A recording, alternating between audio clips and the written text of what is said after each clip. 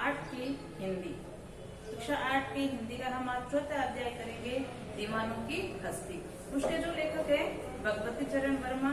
सबसे पहले हम लेखक परिचय कर लेते हैं, कवि परिचय कर लेते हैं। उसके बाद में हम उनकी कविता पढ़ेंगे, दीवानों की हस्ती।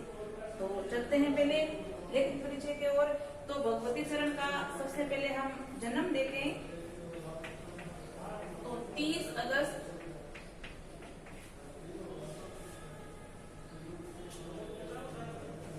1903 ईस्वी को हुआ था। और होता कहाँ है इनका?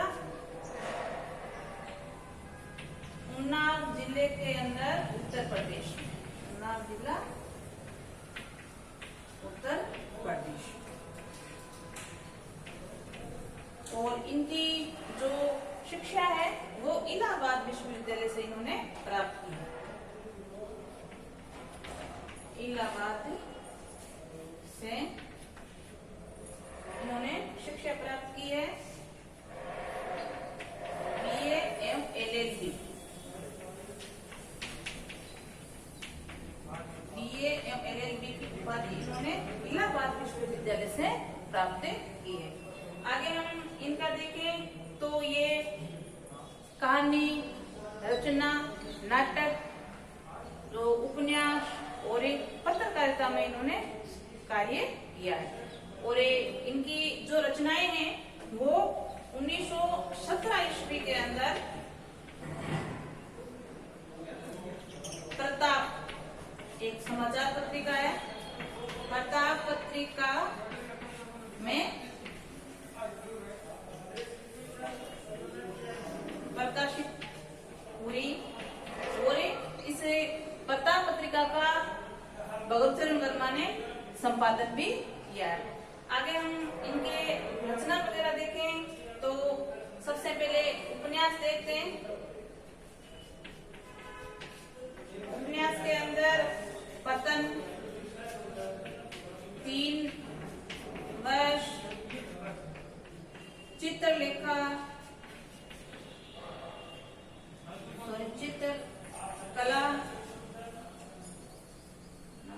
चित्रलेखा ही है, चित्रलेखा।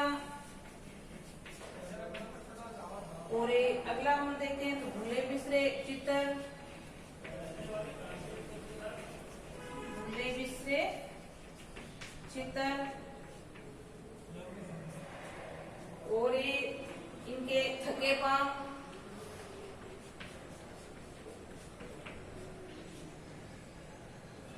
और रेखा, ये सारे इनके उपन्यास है। और चाणक्य, ये इनके मुख्य मुख्य उपन्यास है। और इनकी हम आगे देखें रचनाएं में, जैसे कहानी संग्रह वगैरह।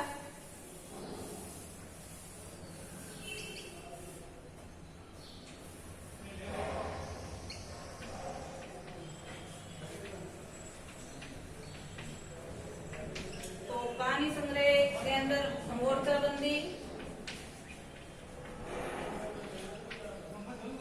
और कविता संग्रह देखे हम।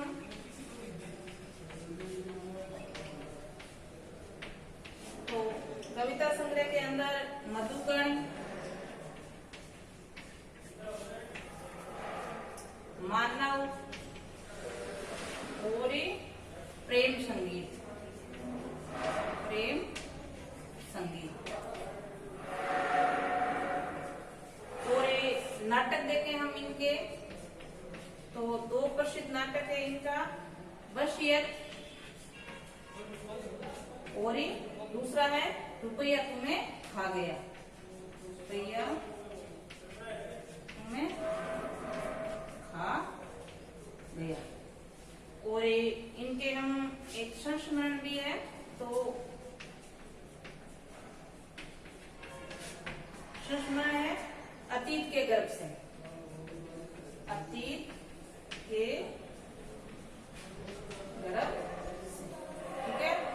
और इनके ये मुख्य रचना वगैरह, इनको कई पुरस्कार भी मिले हुए हैं, जैसे साहित्य अकादमी पुरस्कार भी इनको मिला हुआ है। तो पुरस्कारों में हम देखें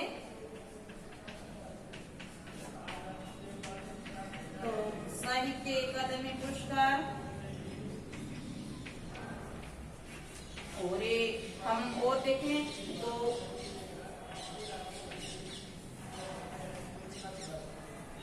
पद्म भूषण भी इन्हें मिला हुआ है। और इनकी निधन देखें, हम मृत्यु देखें तो भगवती चरण वर्मा जी की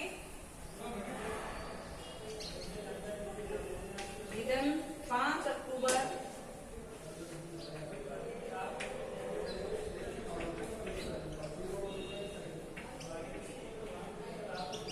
1981 ईस्वी में इनकी मृत्यु हो जाती है। तो ये था आपके भगवती चरण वर्मा जी का परिचय। अब हम देखते हैं इनका जो कहानी है उनको, दीवानों की हस्ती।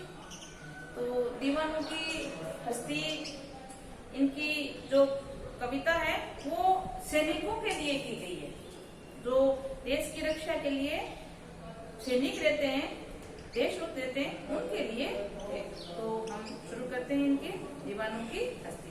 तो पहला है, हम दीवानों की क्या हस्ती है, आज यहाँ कल वहाँ चले, मस्ती का आलम साथ चला, हम धूल उड़ाते जहाँ चले। तो इसके अंदर कवि क्या कह रहा है, पहले जो दीवान है उन दीवानों किनको कहा है, जो हर समय अपनी खुशी में खुश रहते हो, मस्त रहते हो, उनको दुख और सुख दोनों समान ही लगते हो। ये सुख के समय ये नहीं ज्यादा खुशी हो गई और दुख के समय ये नहीं ज्यादा दुखी हो गई, ऐसा नहीं, वो हर समय हर पल खुश रहते हैं और जो जीवन है उनका वर्तमान काल में जीना पसंद करते हैं। तो उनको हम दीवाने कहा गया। कवि के अनुसार, वर्मा के अनुसार उनको क्या कहे गए हैं, दीवाने। तो दीवानों की क्या हस्ती है, आज यहाँ कल वहाँ चले। तो कहते हैं कि दीवानों की कोई एक जगह निश्चित नहीं होती, वो आज यहाँ है, कल वहाँ चलते हैं और उनको कोई किसी चीज का घमंड भी नहीं होता। उनके लिए ना कोई बड़ा आदमी है और ना ही कोई छोटा आदमी है, सब उनके लिए बराबर है। और उनको अगर जीवन में कुछ कम भी मिला है तो उनको उस चीज का कोई मलाले नहीं होता, दुख नहीं होता कि हमें ये चीज मिली नहीं है।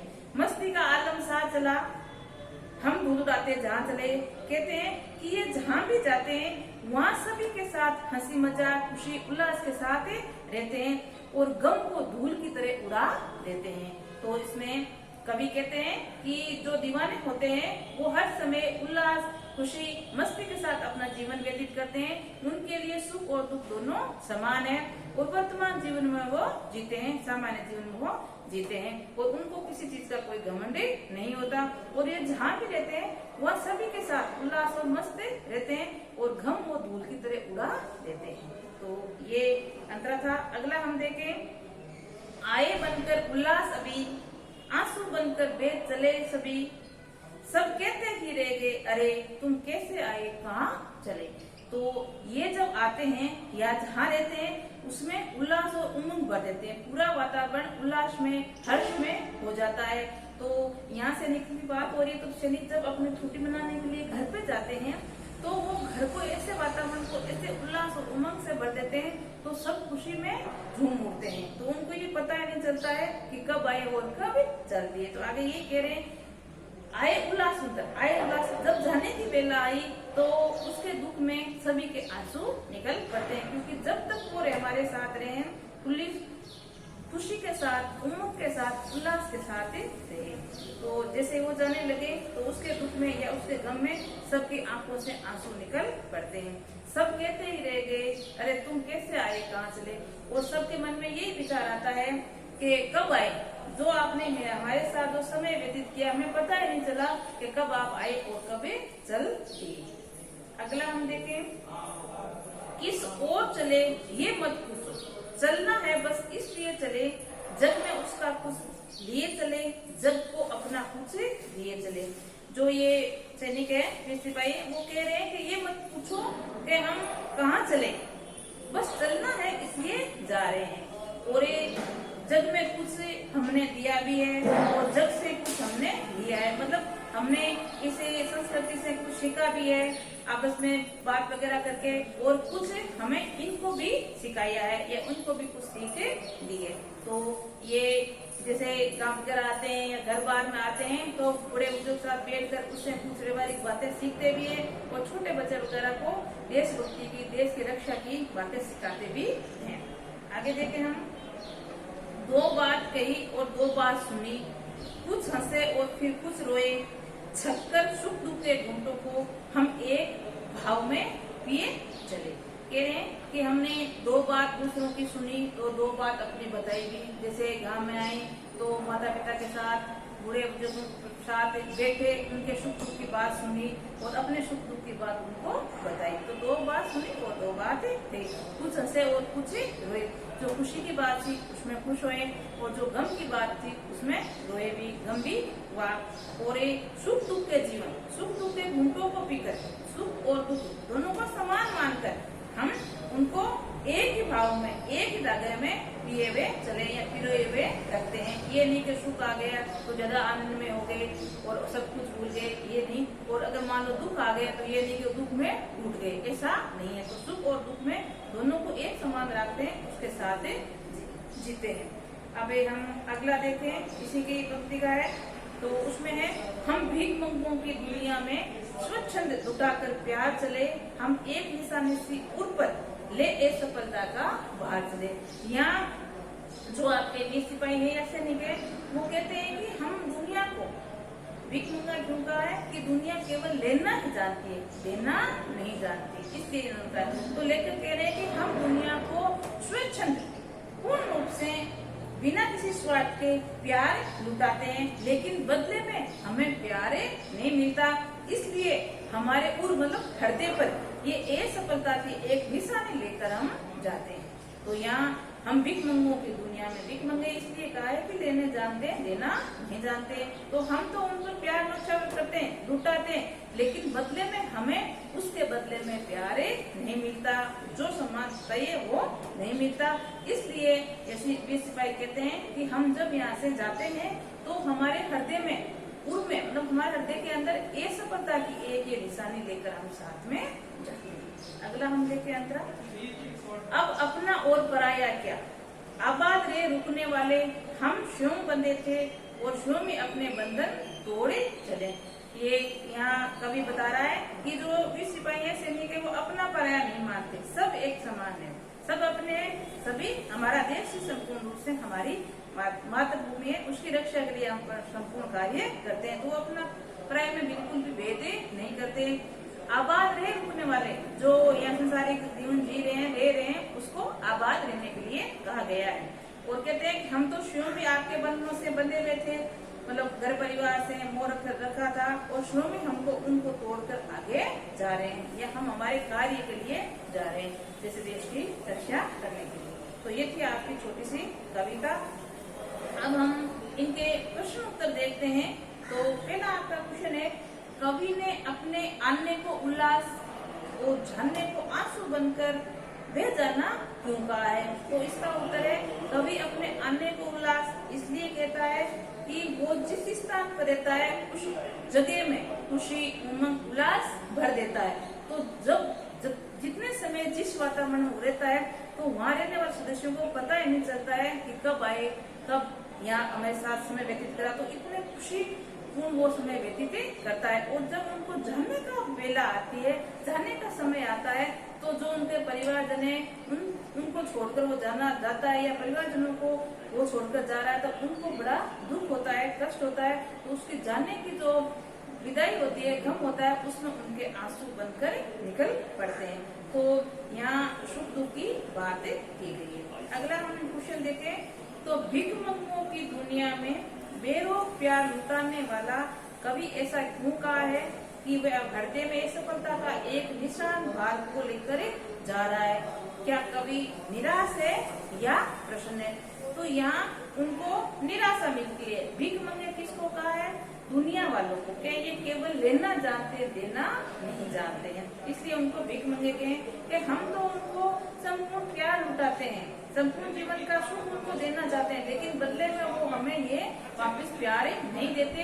इसलिए हम इससे अपने हृदय में असफलता का जो भार है, वो निशानी है, वो लेकर जाते हैं। इसलिए यहाँ कवि कहते हैं कि वो निराश है, प्रसन्न नहीं है। तीसरा आपका क्वेश्चन है, कवि ने ऐसी कौन सी बात की है जो आपको इस कविता में सबसे अच्छी लगती है। तो इसमें कवि के जीवन के प्रति जो दृष्टिकोण है वो हमें सबसे अच्छा लगता है। सुख और दुख को समान मानने वाला दृष्टिकोण, ठीक है। सुख के समय ये नहीं ज्यादा प्रश्न हो गए, खुश हो गए, सब कुछ बोल गए, ऐसा नहीं है। और दुख के समय भी ऐसा नहीं है कि बिल्कुल टूट कर गिर गए। तो सुख और दुख को दोनों को जो समान दृष्टिकोण से देखते हैं, समान मानते हैं, वो बात हमें इस कविता में सबसे अच्छी लगी है।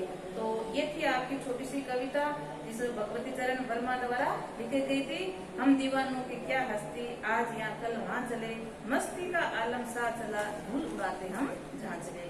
लिखी गई है। आते हैं उल्लास खुशी के साथ और रहते हैं तो आराम से जीवन जीते हैं, और उनको गम है वो धूल की प्रकार उड़ा देते हैं। आए बनकर उल्लास अभी, आंसू बनकर भेज चले अभी, सब कहते ही रह गए अरे तुम कैसे आए कहाँ चले। जब तक ये रहते हैं, जहाँ वातावरण रहते हैं, उन्होंने खुशी से वातावरण भर जाता है, और जब जाते हैं तो सभी के आंखों से आंसू निकल जाते हैं। उनको पता नहीं चलता कब आप आए और कब चलते हैं।